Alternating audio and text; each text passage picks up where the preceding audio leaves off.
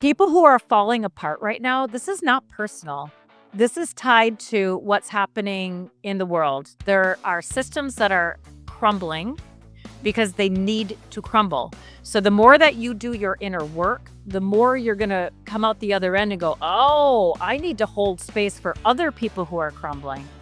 Whether you do it as a coach or not, that's not the point. It's that you now come out and you're not triggered by what's going on because you just went through your process. You can hold space and peace and love because that energy is contagious. So your falling apart has meaning beyond what you'll ever know. Like your journey is not only a personal journey, there is a collective aspect to it, but you can't get to the collective aspect until you do this work. So think of it as like your own PhD on yourself, that you're learning the unconscious parts of yourself, and your unconscious does not want to hurt you. So even if you have scary dreams and what's happening to you is scary, it's not meant to hurt you. It's for your benefit. It's feedback that you want more, and that the universe wants more for you and from you. The universe wants to use you to expand consciousness.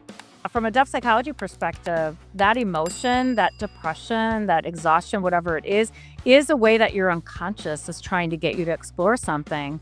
It's not a negative thing. We kind of turn it into a negative thing, and it can be dramatic enough that you do need to take medication. Of course. But we sort of jump to medication because we're trying to get relief from it, when it really is trying to communicate something from this place that, we only know 20% of what's going on with us.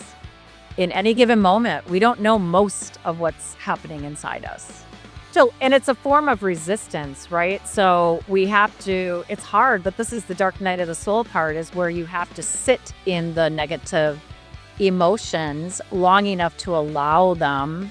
And if you allow them, they do transmute into insights or into some kind of creative expression that helps you find the meaning of your experience. But nobody prepares us for this. Everybody goes through these little, sometimes it's a small death and rebirth experience, and sometimes it's really dramatic.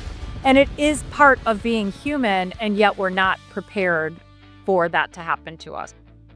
Welcome back to Passion from Pain, the place where we don't rush to fix the unraveling. We listen to it, because sometimes the breakdown isn't a breakdown at all. Sometimes it's an initiation. Today's conversation lives right there, in that uncomfortable electric space where identity collapses, certainty dissolves, and something deeper starts knocking from the inside. My guest today is Dr. Deborah Lukovich, a depth psychology coach, author, and host of the Dose of Depth podcast. She's also someone who didn't set out to blow up her life, but she answered a call she just couldn't ignore. After years of living from the neck up, successful, capable, doing everything right, Deborah hit a midlife unraveling that cracked open a long buried split between sexuality and spirituality, control and surrender, who she thought she was and who she was becoming. What followed wasn't a self-help checklist. It was Carl Jung, dreams, desire, synchronicities, and a descent into the unconscious that changed everything. Her newest memoir, When Sex Meets God, A Midlife Unraveling, is raw, awkward, honest, and deeply human. A story that happens when we stop managing our lives and start listening to our souls. This isn't a conversation about fixing yourself. It's about decoding the language of your unconscious, about how desire, fantasy, grief, and longing aren't problems to eliminate, but messages asking to be understood. So if you've ever felt like your life was falling apart for no logical reason whatsoever, if you've ever sensed there was more truth in the unraveling than in the plan, if you've ever wondered whether the pain itself was pointing you toward meaning, you're exactly where you are supposed to be. So let's get into it. Welcome to the show, Deborah. I'm so excited to have you here. This is going to be a fun conversation today. Thank you so much. That is the most beautiful intro anyone has ever done for for my interview. Oh my gosh, you nailed it. Well, thank you. Thank you.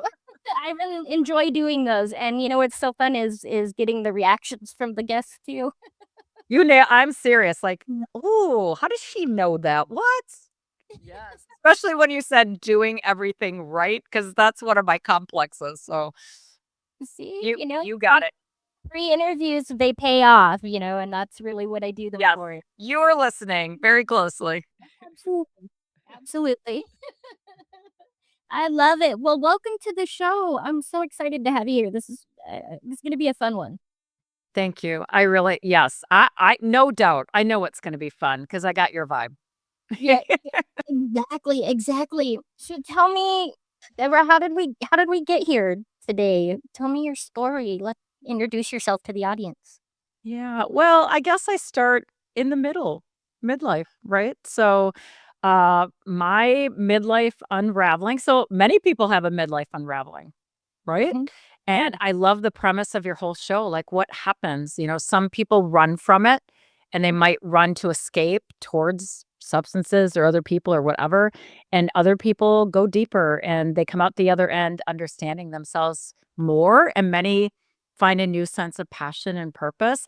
Well, my midlife unraveling coincided with this irrational need and calling to pursue this master's PhD in depth psychology. And there's a story, and it's in the memoir, and it happens that are very like, I've listened to a lot of your other interviews, and you understand, like, there's this moment of surrender, and Mhm. it doesn't have to be conscious. It can feel like a déjà vu. So, on this day, just randomly, I say, "Hey, let's go for a walk," to my family and my husband and my 2 kids, and they're like, "Yeah," and I was surprised, "Wow, everybody is on board with this? All right, let's go," right? Because not everybody wants to go take a walk with their mom, and Right. we're walking, and a couple blocks into it, some raindrops start falling. Now, I love a warm summer rain. I love being caught in a downpour. It's kinda weird, but I really love it. It's very romantic to me. So I'm like, "Oh, I'm digging this." And my Yeah. husband is like, "Ah, let's turn back." And I'm like, "No, let's go." Right? So now the 2 kids are watching us. So they're like, "Oh, yeah, let's get on board with dad." And I'm like, "Let's get on board. What do we do? What do we do?" And in that moment, I felt like this deep knowing, this deja vu, like, aha, I've been here before. What Mhm. is this dynamic? And I wasn't conscious of it until later on, but this is what was happening to me is there is this, I've been here before and I've been here too many times. And so I did what I don't usually do. So I'm a talker. So Mhm. I did the opposite. I just stopped talking and I stopped explaining. I stopped cajoling. I stopped trying to convince people. And I'm like, I'm going.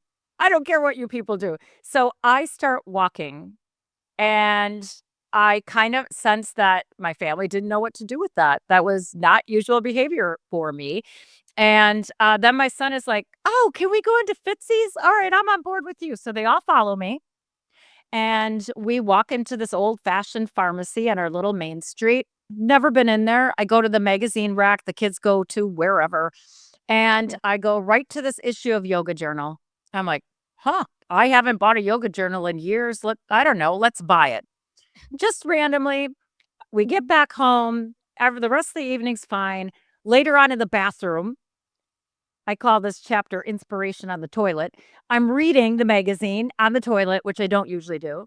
And I go to the back of the magazine to those silly ads where I don't usually do.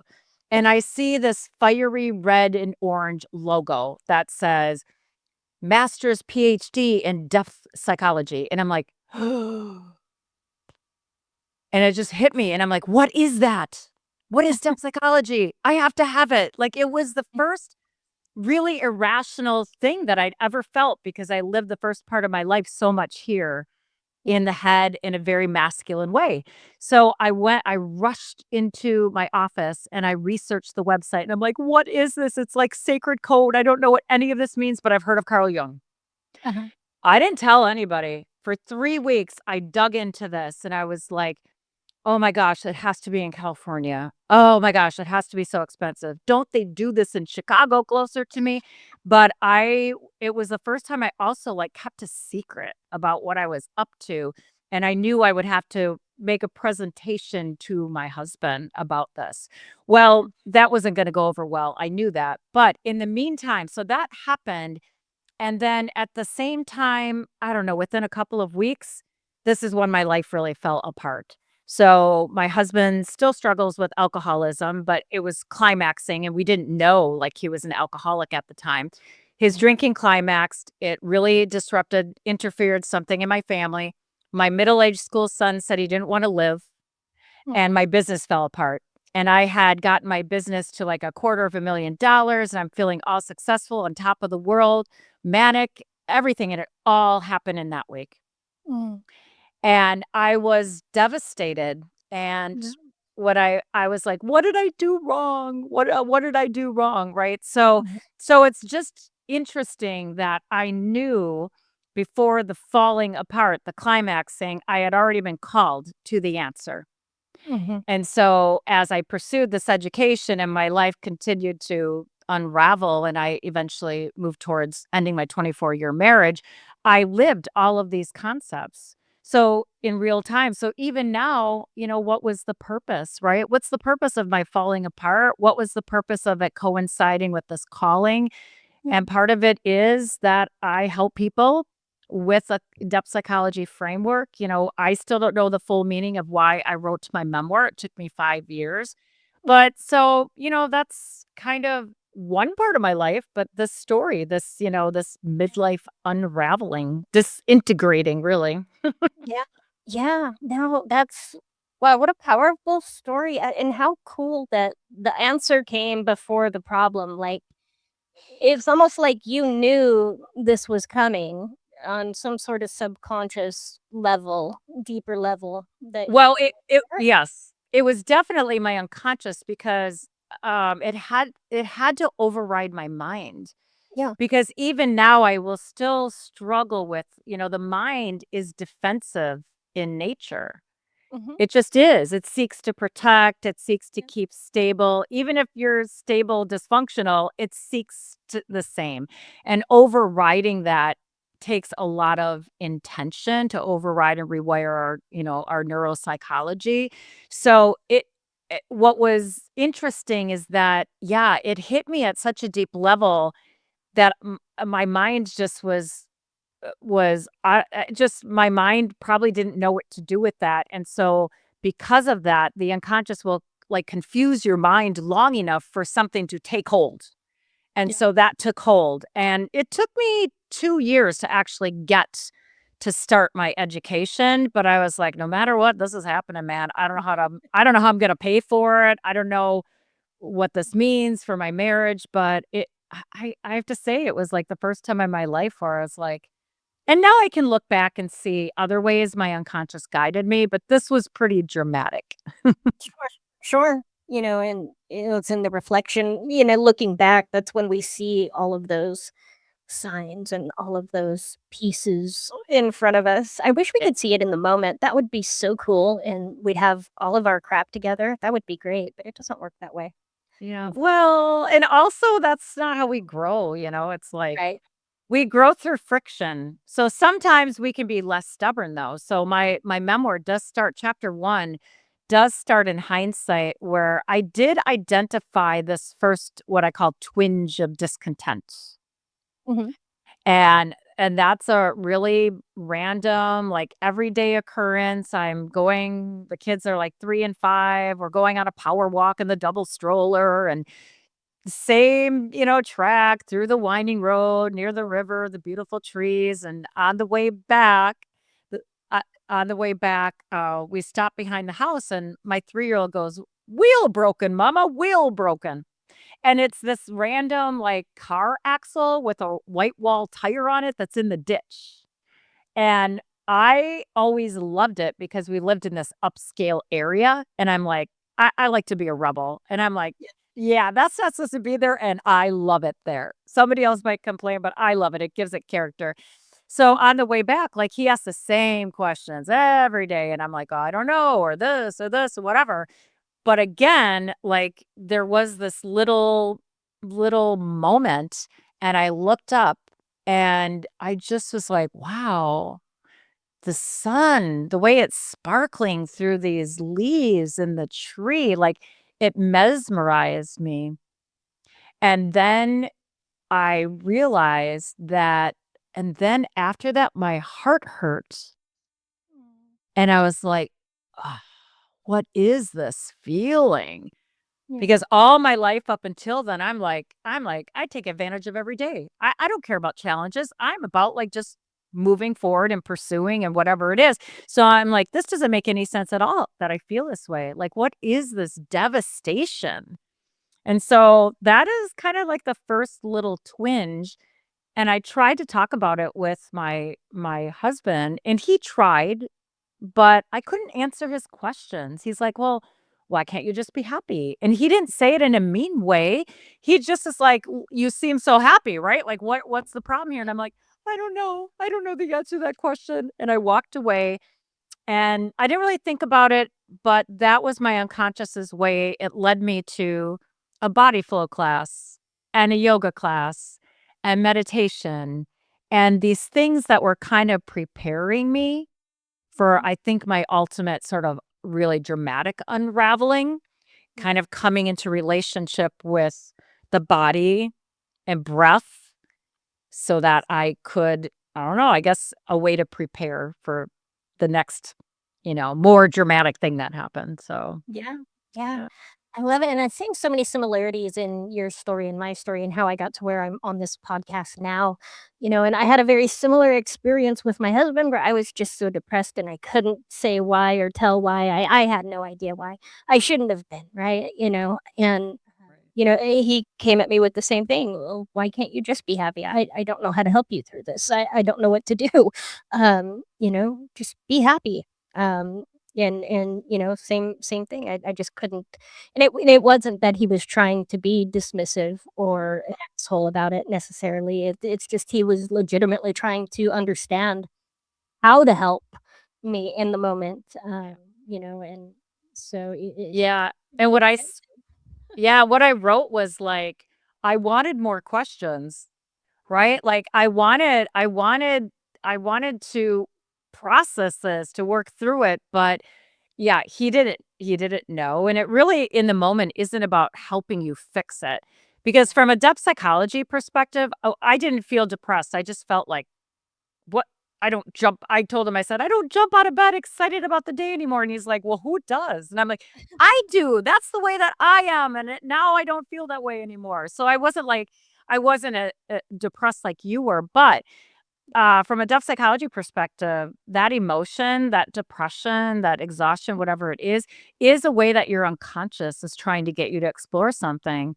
It's it's not a negative thing. We kind of turn it into a negative thing, and it can be dramatic enough that you do need like to take medication. Oh, sure. But we sort of jump to medication because we're trying to get relief from it when it really is trying to communicate something Yeah. from this place that, we only know 20% of what's going on with us in any given moment. We don't know most of what's happening inside us.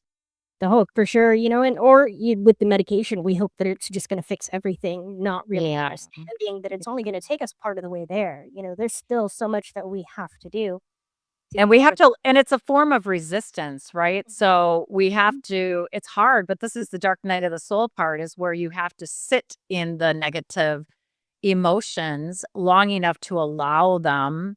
And if you allow them, they do transmute into insights or into some kind of creative expression that helps you find the meaning of your experience. But nobody prepares us for this. Everybody goes through these little, sometimes it's a small death and rebirth experience, and sometimes it's really dramatic. And it is part of being human, and yet we're not prepared for that to happen to us. We don't learn that in school. Right. Oh, no, we don't. Not at all. And in fact, we're just told to suck it up, buttercup, and keep moving, and Yeah. that's Or there's something wrong with you. What's your problem? yeah, or there's something wrong with you. What is wrong with you? Why can't you just be like Susie or Bobby or, be more like them and you'll be all right? Yeah. Yeah. Just keep moving forward. So your title of the book, you talk about obviously sexuality and whatnot. And so where does that kind of come into all of this too? So this was, oh, talk about your unconscious taking you places that you have no idea. So Yeah. I didn't know I had these wounds. I started exploring my mother complex, my mother wound, and what did I learn about love as a child, and what were the messages that learned that I was sent out into the world with. But it was my second quarter in my program, and we were in our residential sharing what are we going to write this paper, our paper on for this class. And I had this thing that just was rising up. And I'm like, I think I want to write about the 50 Shades of Grey phenomenon. And I felt like I was coming out of the closet. I thought, oh my God, how embarrassing, how non academic. Like, oh, I was just so embarrassed. Now, I thought I wanted to write about it simply because the reaction to the film was fascinating to me. So, I know I'm not really a fiction reader. I didn't read the book, but my sister, who is kind of like, let's just say she's very shy sexually, she read it. And I'm like, well, what do you think about it? And she says, I think it's a love story. And I was like, oh, okay, that's interesting. And then I was sitting at a coffee shop and I was listening to people like be so angry about this movie and they hadn't even seen it. And I was like, "Oh, that's interesting. You haven't even seen it, but you have these opinions about it." And then I heard that there were grandmothers, mothers, and daughters in the same family reading this smut book. And I was like, "Well, what? How can this transcend three different generations of women? This book about sex, right?" And so went to see the movie and I did. I wrote a paper and I analyzed what was, I analyzed like trying to find what is the deeper meaning between these polarized reactions to the film.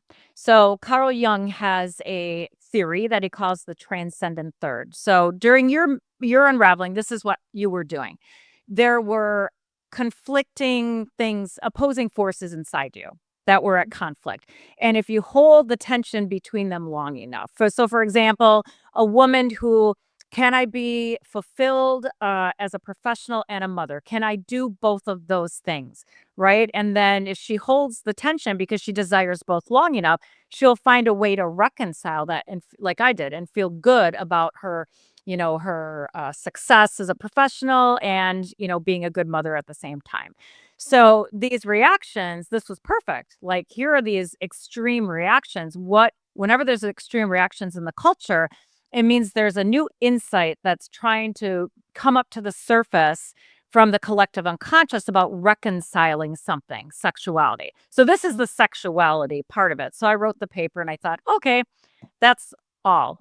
Well, then late it wasn't really until I got in my personal life, I got divorced. I accidentally had a younger man sort of open up my faucet of desire. I went through a period of 6 months of online dating, and it was almost like each man well, first of all, 8 of the 10 men were all 33, all the same age. I'm like, "What is that?" That's my numerology number I just figured out. And then after that so I was coming into relationship with my body and my sexuality, and I hadn't really, this one day something occurred to me, and this is how I found my sexual wound, is that, once I knew I was getting divorced, really strange things started happening to me when I would go out and I go study and have a glass of wine at a bar or something. And very strange things would happen where there'd be a man and I would feel this negative energy. And inevitably over this happened over and over again, a man would sort of invade my space.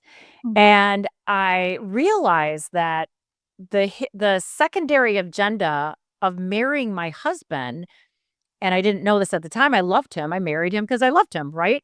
But I hadn't realized until hindsight that right when I met him, I had decided I hated men because I had really chaotic relationship and sexual experiences coming of age in the 80s, like Mhm. some empowering, but very confusing.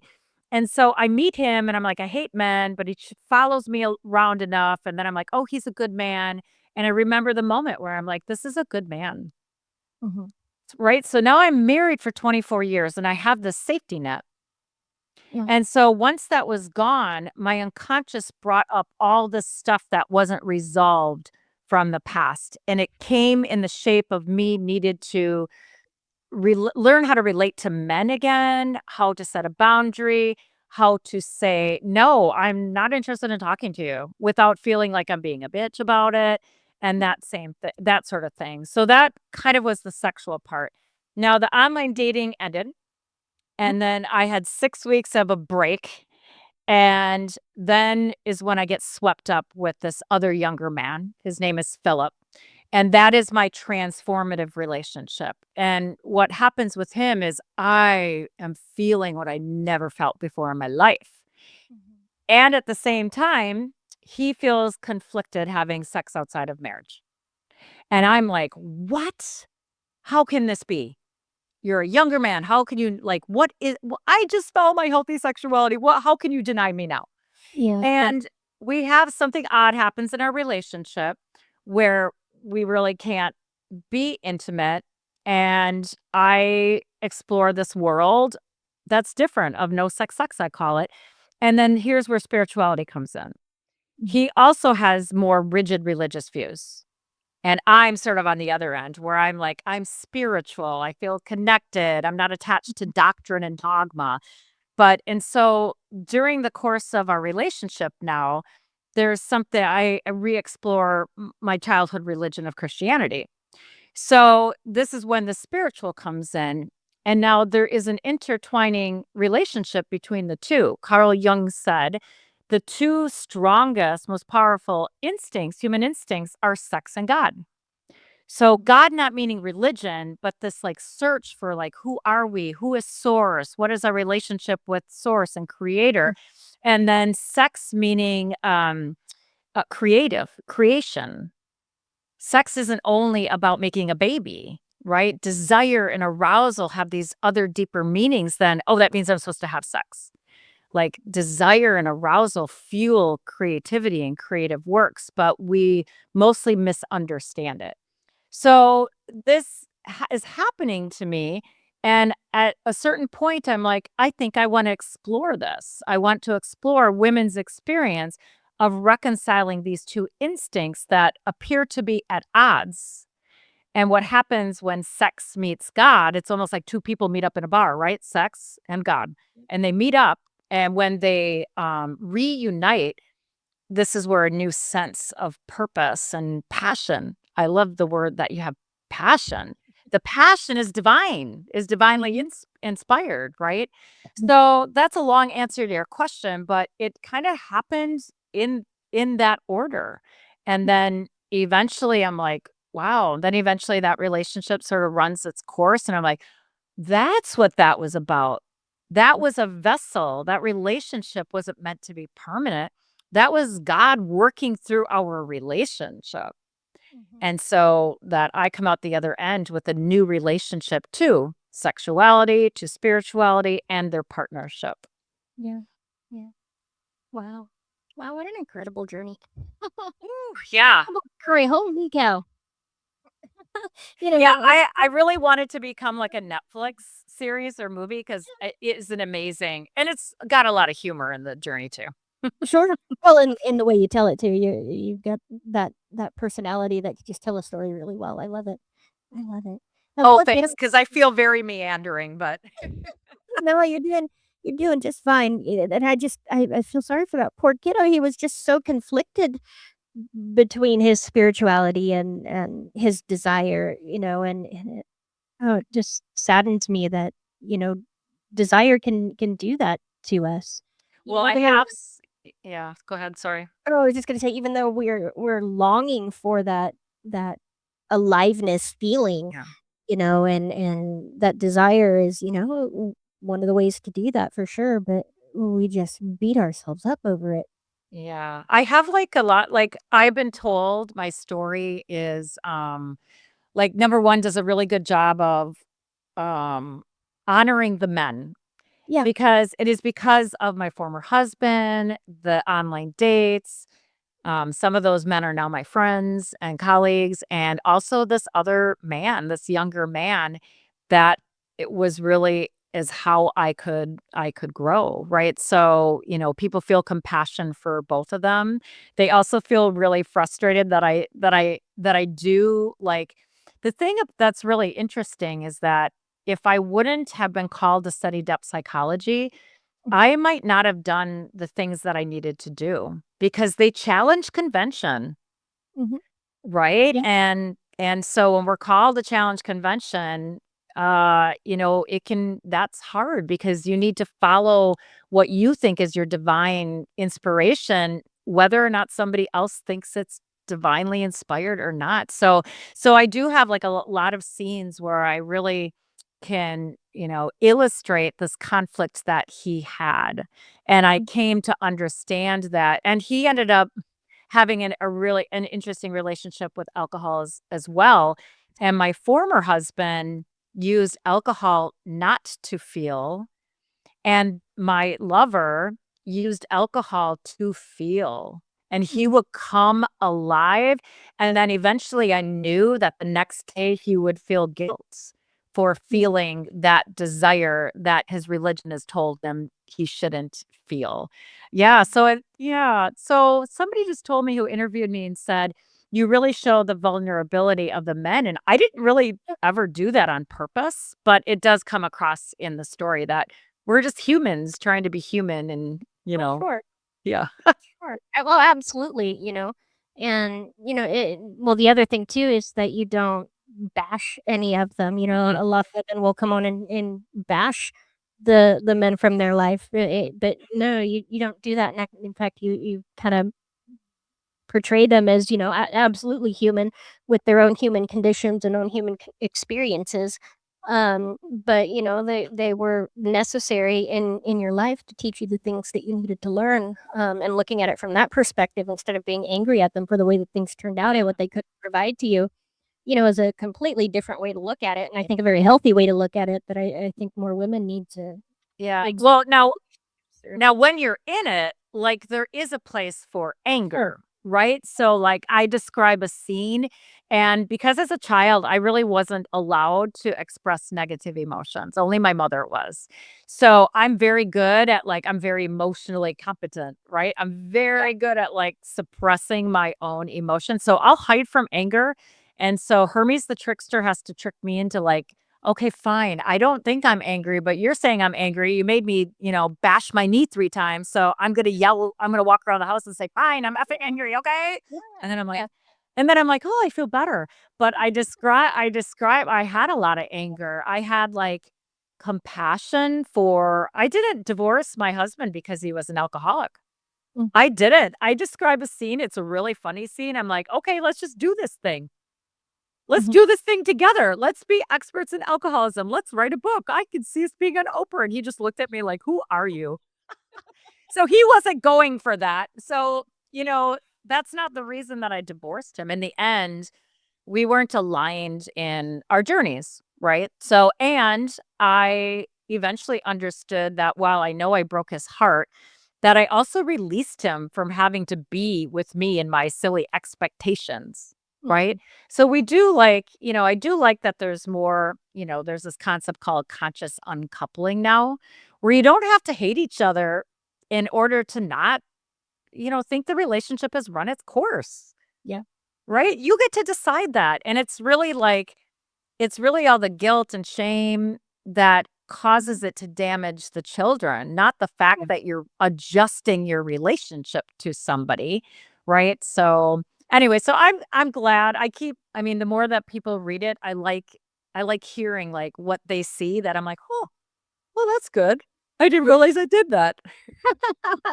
Right, right. Oh, and I get that when I tell my story all the time too. Like, oh, this is what I hear and see, and I'm like, oh, no, okay, yeah, I get that too. Okay, I never Yeah. looked at it that way. And it's cool to get those different perspectives because it gives you a whole other avenue to look at yourself and explore yourself too. So that's why I'm always open to what anybody has to say about my story and Yeah. what And school yeah, and and what I learned. also my story, is yes, it's a personal version, Yeah. but a lot of people are having that experience. Mhm. They might not like I didn't know I had a sex and God wound until it was revealed to me. And because I was studying depth psychology, I could see it. But Mhm. many people are having a version of my story, my experience, which is part of like why I think the book will be really helpful is oh, this is happening to me. Or yeah, I could see that. And now I have words to describe it. Or I can see a dynamic that I didn't know how to name what the dynamic was or whatever it is. So in the background, people don't know it because it's written like a novel, like a movie, but in the background is Jungian theory. And I bring in dreams and I bring in movies, my experiences with film, Jungian film theory. And in the back of the book is a whole host of questions that fall under discussion questions that fall under different categories. Mm. And so it can just be fun and entertaining and sad and funny and dramatic and everything. And it also can be very instructive because Mhm. the way that I write my story, I didn't do this on purpose, but it happened in alignment with Carl Jung's theory of individuation. Ooh. So do you wanna explain that, Mhm. to the audience? What is Yeah. their view of individuation? Yeah, so individuation is a journey of consciously facing your shadow, really. It's like, okay, I get it now. There's stuff in there, and there are things that patterns of reacting or relationships or emotions that they're obstacles. But why do I do these things, right? And so in conventional therapy, the therapist might take you back to the root so that you can see, oh, this is why I'm the way I am right now. And a lot of people just stop there and they go, it's just the way I am. Mhm. Okay. In a depth psychology perspective, we're like, okay, why now? Why is this happening right now in your life? Why are these images? Why are you having these memories? It's not about that thing in childhood, right? So why is this showing up now? And then there's another why, because Carl Jung suggested that we have a capital S self and that the self is what he called an ordering principle, like a conductor. And so if the circle is your psyche, which is not really a circle because it blurs into, the universe, but about 20% of you you're aware of, you're conscious, and even science backs this up. The rest of you, most of you, and why you do what you do, who you're attracted to, you don't know. It's in your unconscious. And there's a personal unconscious. So we have repressed memories or things we forgot or whatever, or potential that was sort of like squashed when you were a child. But also, we exist within a collective conscious and collective unconscious. And so Carl Jung suggested that just like our biological DNA has the whole history of the evolution of our biology, we have a psychic DNA. And our psychological DNA contains the whole history of humanity's experience of being human, which is why like some people can have dreams and they'll be talking in another language that they don't know, right? So we can tap into the collective unconscious. Okay, so what does that mean then? Our self is our soul is kind of pulling us someplace, and we might get little glimpses. Sometimes we have a very meandering resume. We're like, I don't know, why did I do that? And then that. And if you look back in hindsight, you can see the thread. And so you can see this invisible prompting by yourself, which is also your bridge to source. So the deeper your relationship is with yourself and your unconscious, the more access you have to what we call the archetypal energies or God or whatever source wants to flow through our unique experience of being human to do what? Expand consciousness and love, right? In the end. So individuation is just this journey. It's not like it doesn't really follow like a linear thing because it's the unconscious, right? The unconscious is the opposite of the mind. But there are like components. And so one of the components would be we explore and identify what are your patterns of thinking and behaving and beliefs and all of that. Most of them are unconscious. So you might say, well, I believe this. Okay. Well, you've got about 8 other beliefs that you're not even aware of. And so individuation is on purpose exploring your unconscious. And how do we do that?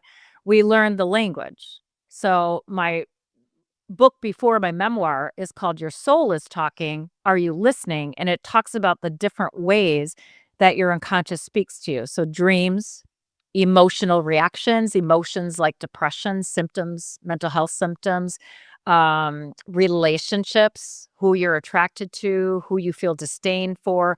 Those are all different ways that your unconscious is trying to communicate with you. So when you get in a fight with somebody, it's not really about the fight with that person. It's your unconscious going, okay, let's see if she gets it this time. That's what's happening. So that's individuation. The body is involved, Mhm. right? So,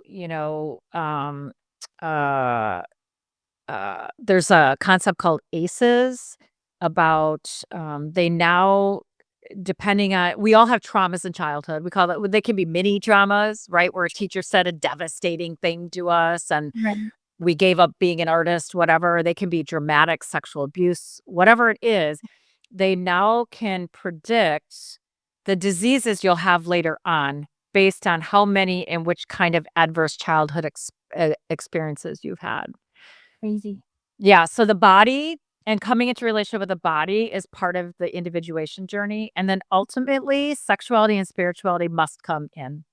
So some of my clients get there, some of my clients don't. Some of my clients, that's their starting point is their obsession with sex or let's say, or sexual images that are coming up in dreams, and they're like, "Oh my god, this is so disturbing." I'm like, "It doesn't mean what you think it means." So just know that it's for your benefit. Yeah. Again, another long answer, but No, you're good. What do you think people miss when they treat their dreams as symbols instead of, I don't know, a message or a relationship of some sort to There's a themselves? there's a couple blind spots that are really very straightforward, but it's very difficult for people to overcome them. One would be that people that show up in your dreams, it's not about them. It's about what they represent for you. So when you're having a dream about your ex, don't worry, you don't actually want to go back to your ex, but there is something that the ex represents. Now, many times there's a special kind of projection where let's say your first association with the ex is like, "Ah, oh my god, I hate him, whatever." Well, right there you've got something unresolved if you're still feeling that, right? But let's say there's something about him you also admire. So if your ex is somebody like my former husband, I respect him. I mean, I don't respect a lot of the decisions he made and how he made my children suffer because of his drinking, but he's overall a good human being, right?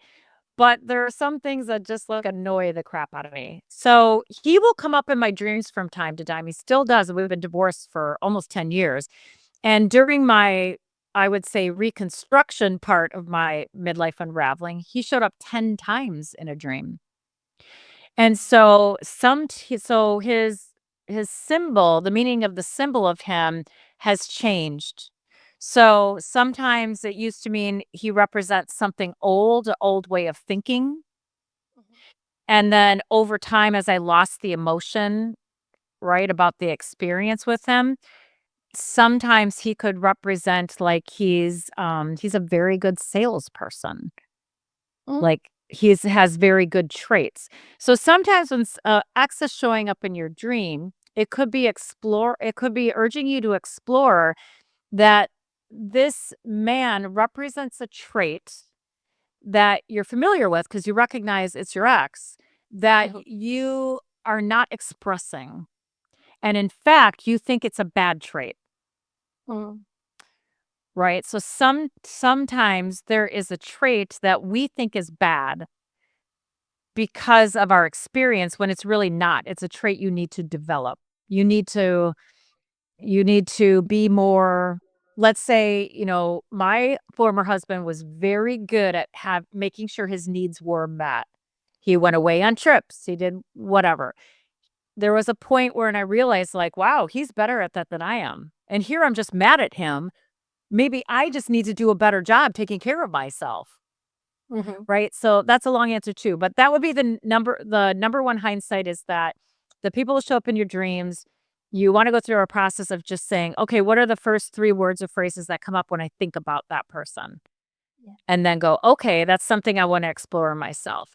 If there are people that you don't recognize that show up in your dream, these represent unknown aspects of yourself that want to be expressed. Ooh. Yeah, so it could be something you've repressed or something that you refuse to admit you have that talent because you're afraid of failing or whatever. So that's people. And then the other thing would be that uh sexual imagery Mhm. is not about sex. So your psyche, because think about many people have a difficult relationship with sexuality, right? Mhm. For a lot of people, there's shame. So sometimes your psyche will bring a dream where you're doing something sexually and you're just like, oh my God, that's so wrong. Yeah. So your psyche is purposely having you feel that emotion, but it's tied to something else that you are applying that shame to, if that Mm. makes sense. So it's not about doing like in one of my dreams, like I was like my sister was pleasuring me sexually. Oh, yeah. And I'm like, okay, this is a symbol. What is happening here? Right. Yeah. So then I had to explore what are my associations with my sister, Mhm. right? And what is this thing about pleasuring? And Yeah. so, and what does that have to do with what's happening in my life right now? Is there a hidden shame about a part of me that I need to explore and overcome? So it just uses sex sometimes because it elicits a specific emotion. Mm. Now, for people who have a really healthy sexuality, many times they don't ever have sex show up in their dreams Really? That's because all it brings up for them is you're like, yeah, I like that. No, interesting. yeah. So those are like two blind spots. Yeah, and do you see that this tends to pop up more in midlife than any other time, really? Or is this really what a midlife crisis is having to confront your unconscious self, your shadow self? Mm. Yeah, it's interesting because even though Carl Jung wrote about this like 100 years ago, well, 100 years ago, and I don't think he died until like, I don't know, 1970 or something. But he said that he thought midlife began around age 35. Okay. But it's not really as much about age as it is about this time in life where what used to be important, what used to do it for you, what used to satisfy you loses meaning. So, we have to do this. Our first part of our life, we are developing a healthy ego, right? A sense of separation, but also belonging. But sometimes that gets out of whack. So think about it. We have to live in these systems that are like corrupt, they're limiting, they don't value your creativity, like, and so we can be forced to conform and repress our natural instincts. And Mhm. so that midlife might come sooner for some people and might come later for other people. Sometimes for women, it comes when they start a family. Oh, okay. It can come for women. It didn't come for me then because I Mm. was able I didn't feel like I had to sacrifice anything because I didn't really want to be a corporate America person. Mhm. I always just could have find my own way to use my talents and earn a living and then also spend that extra time with my children, and that was very fulfilling for me. But for some women, that moment when they become a mom may like kick their ass in a way that they never even knew. You just really never know. So, yeah, so but it's really like, okay, there's something more happening and I'm going to dig into it. Now, if you don't dig into it, then sometimes yourself, your unconscious will orchestrate something dramatic, like it did for me.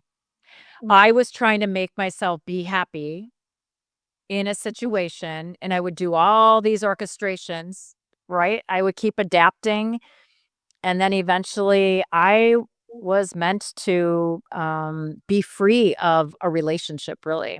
Like Yeah. I've been living, solitude isn't really right, but I live alone and I realized how much I had to adapt my energy to buffer my former husband's energy. Like, Mm. how it really was a lot more negative than my energy and how that really wore me down over time, and I needed to be free of that. Yeah. Yeah. So I know we're getting kinda close to the time here, and I could chat with you all day on this because I just find all this so fascinating, but, uh, the audience specifically, the majority of them, are overcoming themselves, after leaving some sort of painful, abusive, traumatic situation, Yeah. and, I know Young, he was pretty famous for, what was that saying? "Until you make the unconscious conscious, it will direct your life, and you will call it fate." Right on, that's what he said, yeah. I did it, I'm proud of myself. Yeah, good job. I know. Um, but how can they practically apply this to those situations and kinda come out the other side and Yeah. Well, lives? I knew where this is going, so Yeah, here's what I did. yeah. I think if you do these 3 things, you're well on your way. Number 1, be more curious about your experience than judgmental.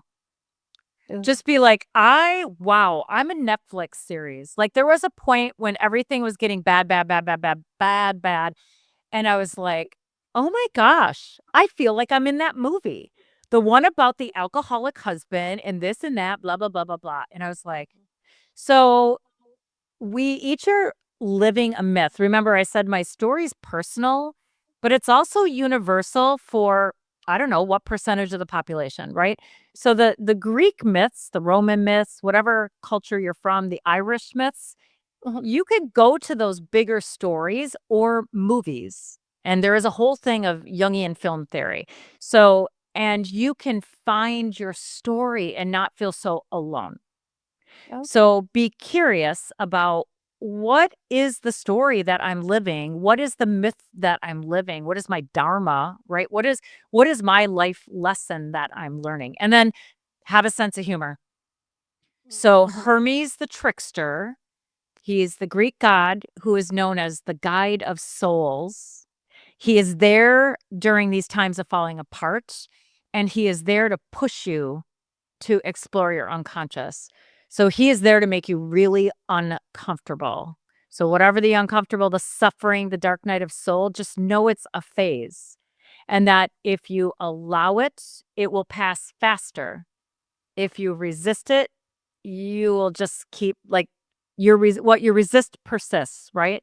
So having a sense of humor, like, oh, like I fell down the steps, just the last step 2 times in 2 weeks.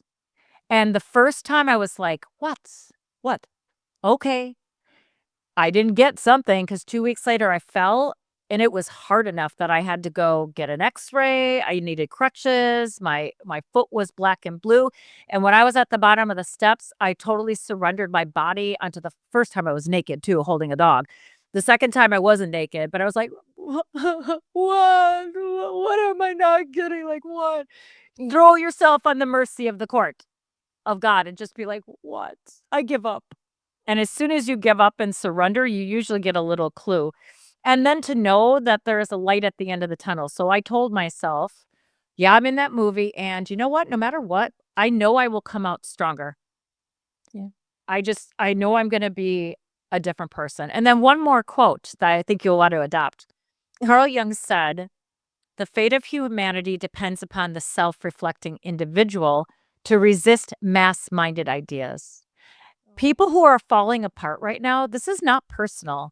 This is tied to what's happening in the world. There are systems that are crumbling because they need to crumble. So the more that you do your inner work, the more you're going to come out the other end and go, oh, I need to hold space for other people who are crumbling. Whether you do it as a coach or not, that's not the point. It's that you now come out and you're not triggered by what's going on because you just went through your process. You can hold space and peace and love. Yeah. Because that energy is contagious. So your falling apart has meaning beyond what you'll ever know. So I know. Yeah. I love it. And then, of course, they can buy my Your Soul is Talking book, or, I produce a lot of free instructional content. So I write blog posts about stuff like this, and I do YouTube videos. So all that's free. All you have to do is subscribe.